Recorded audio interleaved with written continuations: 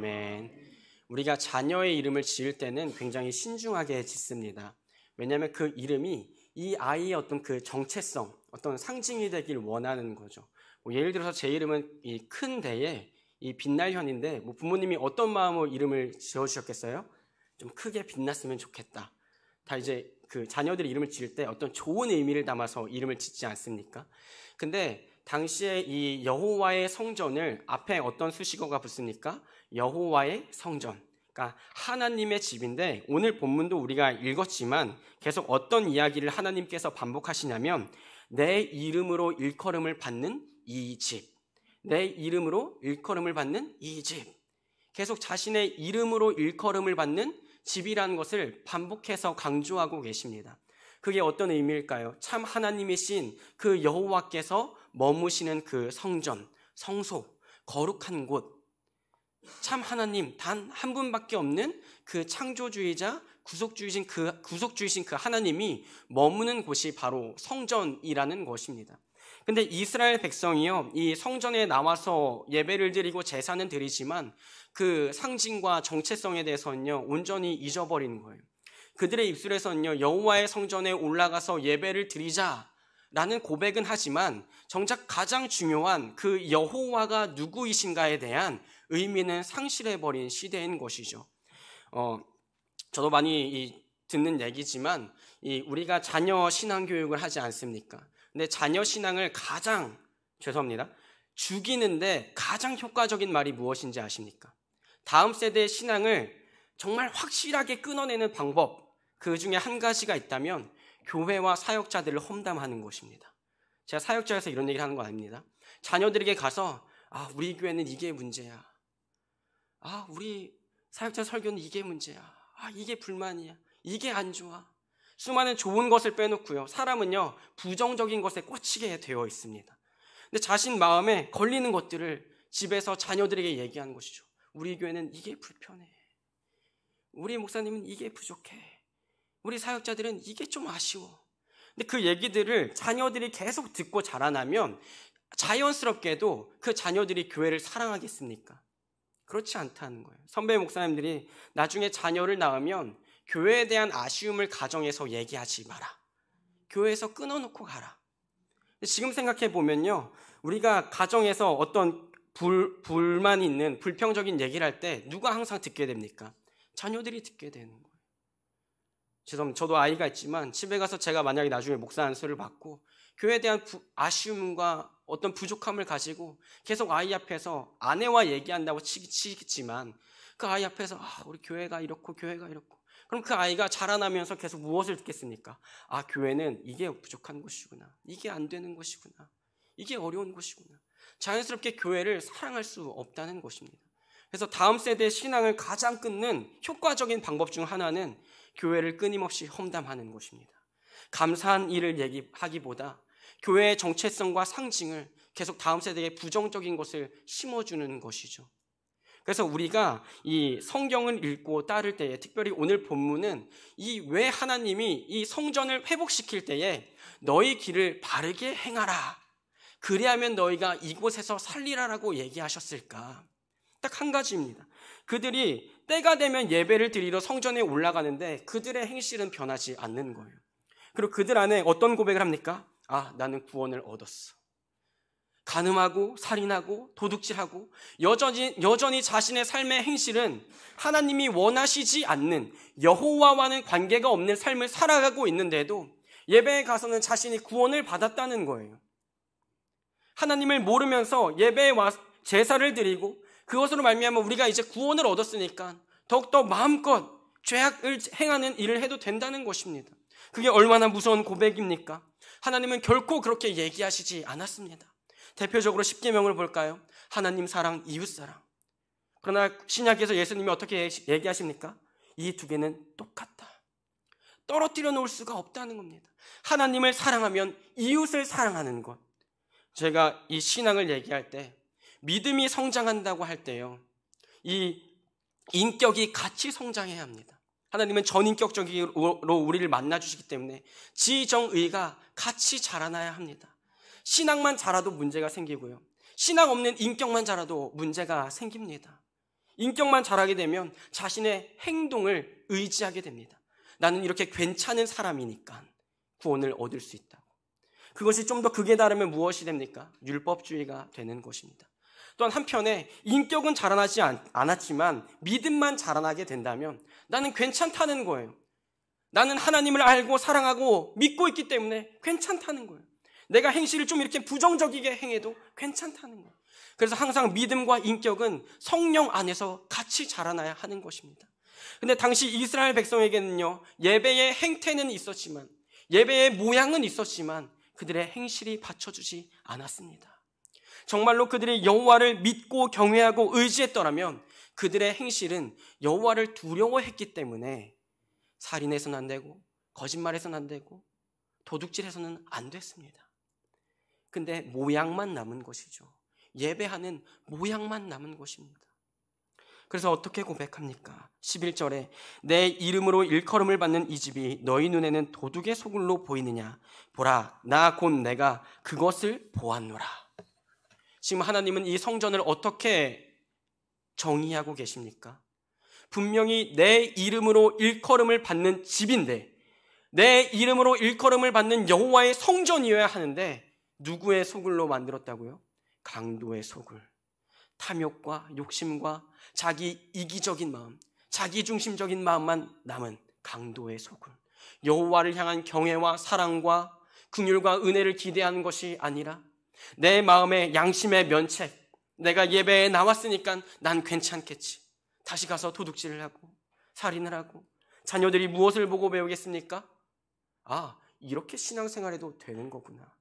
바알에게 우상 숭배해도 되고 그와 동시에 하나님께 나아가도 되는구나. 그래서 하나님은 우리에게 이렇게 명하시는 것입니다. 너의 길을 올곧게 해라. 그리하면. 이 말씀은 그냥 너의 행동 양식을 바꾸라는 것이 아닙니다. 누구를 의식하며 살아가야 하는지를 말씀하고 계신 것입니다. 특별히 이 본문을 예수님이 인용하시면서 이 마가복음은 좀 특별한 이 구조로 이루어져 있는데요. 모두가 아실 겁니다. 그 무화과, 열매 없는 무화과 나무 얘기 아십니까? 예수님이요, 이 잎사귀가 풍성한 무화과 나무가 있어서 거기에 열매가 맺혔나 보려고 가보셨는데 잎만 풍성하고 열매는 없는 거예요. 근데 이 성경은요, 아주 친절하게 어떻게 얘기합니까? 아직 무화과의 때가 아니라는 겁니다. 참 의아하죠? 예수님이 모르셨을까요? 잎은 풍성하고 열매가 없는, 분명히 그때는 모두가 이스라엘인들이 알고 있는데 그때 일부러 찾아가셔서 이 무화과 나무엔 열매가 없기 때문에 너에게서 영원히 열매를 먹지 못할 것이다. 근데 공교롭게도 그 이야기 뒤에 성전 척결 사건이 나옵니다. 이런 얘기입니다. 그들이 예루살렘에 들어가니라. 예수께서 성전에 들어가사 성전 안에서 매매한 자들을 내쫓으시며 돈 바꾸는 자들의 상과 비둘기 파는 자들의 의자를 둘러엎으시며 아무나 물건을 가지고 성전 안으로 지나다님을 허락하지 아니하시고 이에 가르쳐 이르시되 기록된 바 내 집은 만민이 기도하는 집이라 칭함을 받으리라고 하지 아니하였느냐. 너희는 강도의 소굴을 만들었도다 하시매. 지금 마지막 읽은 이 본문에서는 이사야와 예레미야, 이사야 56장 7절과 예레미야 방금 우리가 읽은 본문을 같이 인용해서 예수님이 성전을 정의하고 계신 것입니다. 어떻게 해요? 내 집은 만민이 기도하는 집이다. 그런데 너희가 강도의 소굴을 만들었다. 성전의 모양은 있었습니다. 제사장들도 있었습니다. 성전에 나와서 제물을 드리겠다고 돈과 이 제물을 맞바꾸는 거래가 이루어지는 것이 당시의 상식이었습니다. 그 가운데 수많은 수수료는 제사장들이 착취하게 되었습니다. 엄청난 수입원이었습니다. 근데 예수님은 무엇을 얘기하고 계십니까? 앞에 잎사귀는 풍성하지만 열매는 없는 무화과 나무, 그리고 성전 척결 사건이 그 가운데 있고 그 뒤에 그 무화과 나무가 메말라 버린 것을 제자들이 보는 일이 본문에 드러나 있습니다. 특별히 이 제자 마가는 이 사건을 샌드위치 구조로 넣음으로써 무화과와 무화과 얘기 가운데에 성전 얘기를 독특하게 넣어둠으로써 무엇을 얘기하고 싶은 것일까요? 이 성전이 겉으로는 잎사귀가 풍성한 것 같지만 열매가 없는 성전이다. 겉으로는 수많은 사람들이 와서 예배를 드리는 것 같고 제사장들이 그것을 제사를 드려주는 것 같지만 열매는 없는 성전, 변하지 않는 성전, 하나님을 경외하지 않는 성전, 하나님께 온전한 예배가 올려지지 않고 있는 그 성전, 그것을 보시고 예수님은 예레미야를 인용하면서 그 강도의 소굴이 아직도 있다고 비난하고 계신 것입니다. 특별히 이 본문은요, 그 뒤에 예레미야 7장 본문은 우리가 읽은 그 뒤에 본문을 보면 너희가 이 성전에서 평안할 것이라고 믿느냐? 너희가 처음 처소였던 실로를 너희가 기억하지 못하느냐? 원래 실로에 하나님의 성막이 있었는데 무너졌거든요. 하나님이 무너뜨리셨죠. 여호와를 경외함이 사라졌기 때문에. 그 실로를 예로 드시면서 하나님이 너희가 지금 와서 구원함을 얻었다고 얘기하고 있느냐? 아니다. 너희가 성전이라고 일컫는 이곳을 예레미야의 입술을 통해서 너희는 이곳을 여호와의 성전이라 일컫지 말라. 무슨 얘기입니까? 하나님이 친히 그분의 손으로 간판을 떼버리신 것입니다. 이곳은 여호와의 성전이 아니라고. 이제 더 이상 여호와의 성전이 아니라 강도의 소굴이라고. 예수님이 오셨던 시대도 그렇습니다. 자신의 욕심과 탐욕으로 가득 채운 그 성전을 예수님은 성전이라고 얘기하지 않으시고 만민이 기도하는 집이어야 하는데, 특별히 이 이사야 56장은 이방인을 향한 본문입니다. 이방인들조차도 이곳에 와서 예배를 드리고 하나님 앞에 나와 만민이 기도하는 집이 될 것이다라는 그 예언이었습니다. 근데 그 예언이 예수님이 오신 시대에도 오히려 이 방향으로 나아가야 되는데 여전히 강도의 소굴이라고 얘기하고 있는 것입니다. 오늘날 우리는 어떻습니까? 우리 자신이 여호와의 성전이라고, 성령이 임재하시고 거주하시는 성전이라고 쉽게 얘기합니다. 너무나 편하게 얘기합니다. 하나님을 경외함 없이, 하나님을 사랑함 없이, 내가 예배 자리에 나왔기 때문에 나는 안전할 것이라고, 매번 드리는 예배가 있으니까 나는 괜찮을 것이라고. 사탄이 가장 우리를 속이는데 좋은 유용한 단어가 무엇입니까? 괜찮다입니다. 이렇게 신앙생활에도 괜찮다고, 이 정도로 하면 충분하다고.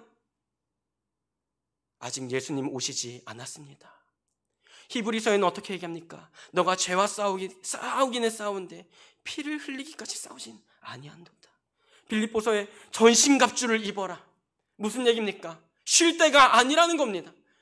온 무장을 하라는 것입니다.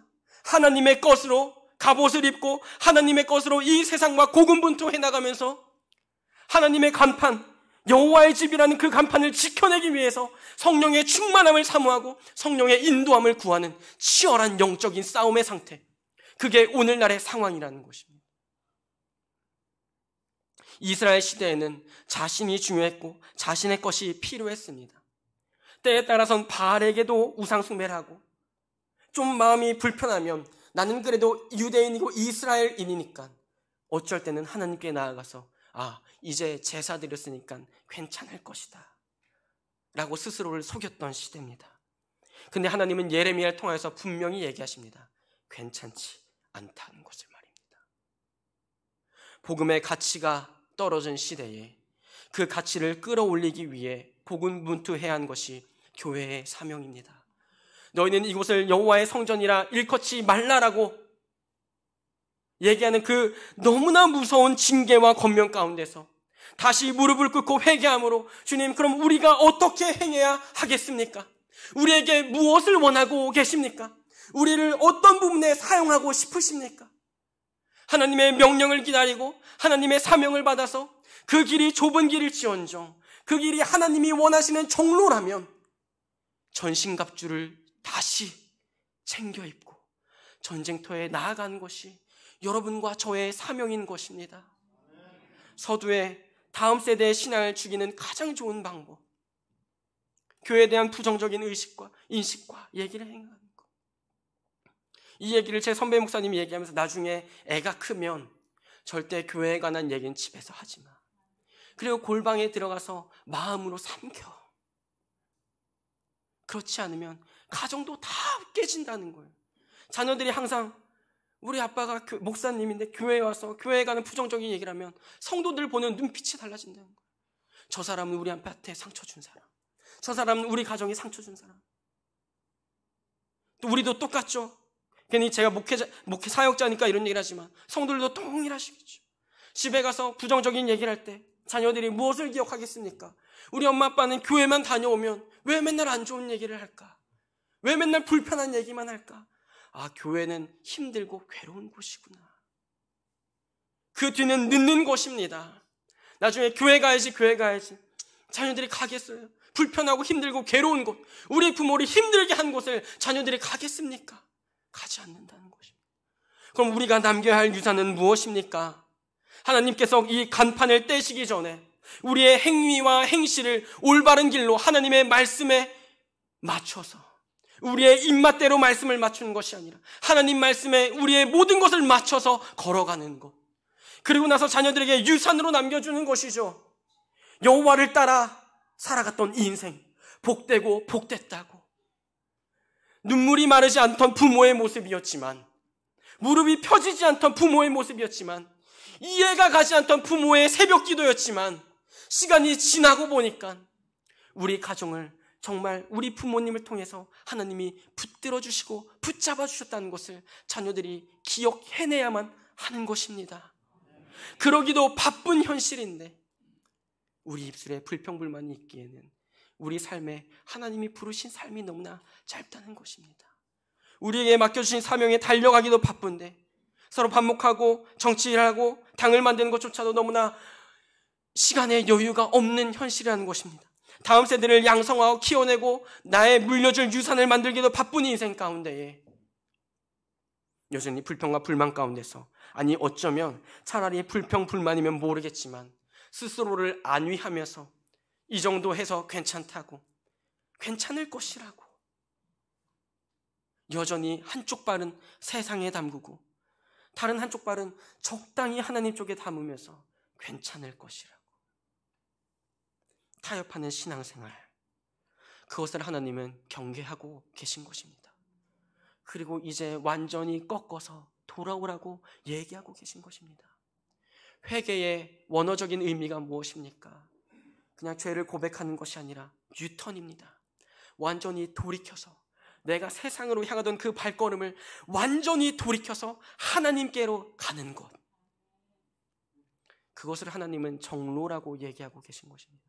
예수님이 성전을 척결하시면서 무엇을 다시 세우십니까? 너희가 이 성전을 허물라 내가 다시 3일 만에 세울 것이다. 제자들이 그때 의미를 몰랐습니다. 근데 부활하시고 나서 성령이 임하고 나서 제자들이 깨닫는 것입니다. 아, 그래, 성전은 건물이 아니라 예수 그리스도셨구나. 참 하나님의 성전이자 참 하나님의 교회, 유일한 성전 예수 그리스도. 오늘 그 예수의 영이신 성령이 우리 가운데 내주하셔서 우리에게 충동하고 권면하는 것은 무엇입니까? 우리가 어그러지게 살면 하나님이 간판을 떼버리겠다는 거예요. 자의 입술로 난 그리스도인입니다라고 얘기하지만 하나님이 보실 때는 인자 앞에 네 글자 그리스도를 떼버리겠다는 것입니다. 다시 한번 이 말씀을 통해서 우리를 혼내고 꾸중하는 것이 아니라 다시 회복할 수 있는 근거를 하나님이 만들어주시고, 예레미야 1장 10절에 어떻게 기록되어 있습니까? 그 앞에 파괴하고 무너뜨리고 다 뽑고, 근데 그 뒤에 다시 건축하고 다시 세우고, 그거를 예레미야 너의 입술을 통해서 행하겠다고. 하나님의 계획은 비단 무너뜨리는 것이 아닙니다. 하나님의 계획은 비단 아픈 말을 쏟아내는 것이 아닙니다. 하나님의 계획은 그냥 의미 없는 채찍질하는 것이 아닙니다. 다시 채찍질을 함으로 말미암아 자녀들이 깨닫기를 원하는 것, 다시 뽑아버림으로 말미암아 정말로 하나님의 은혜로 온전히 그 기둥을 세우는 것, 그것을 하나님이 원하시는 것입니다. 말씀을 마무리하려고 합니다. 오늘 우리가 우리 입술로 고백하기에도 저는 하나님의 것입니다 라는 고백이 부끄러움 주님의 자녀들이지만, 오늘 다시 하나님이 우리와 함께 동행하시겠다는 그 약속, 예수님이 하나님의 아들이신데 그 아버지의 집이 너무나 더러워진 거예요. 너무나 본질이 흐려진 거예요. 근데 그 아들이 친히 오셔서 그 아버지의 집을 청소하는 마음은 어떤 마음이겠습니까? 왜 우리 아버지 집이 아직도 이렇게 더러울까? 그 예수님의 마음을 우리가 안다면 이게 어떻게 우리에게 징계가 되고 채찍질이 되겠습니까? 주님, 한 번만 더 내 마음 오셔서 청소해 주시면 제가 정말 다시 여호와의 이름으로 일컫는 집이라고 그렇게 하나님이 일컬으시기에 부끄럽지 않도록 주님께 매달려 살겠습니다. 다시 한번 우리에게 기회를 주신다면, 다시 한번 한국교회에 기회를 주신다면 주님, 우리가 목숨을 걸고 여호와의 이름이라는 그 간판을 지켜내기 위해서 전신갑주를 입고 다시 뛰어나가겠습니다. 우리를 사용하여 주시옵소서. 그러한 기도 제목이 남는 평화교회와 성도분들의 가정과 내 영혼이 되기를, 우리의 영혼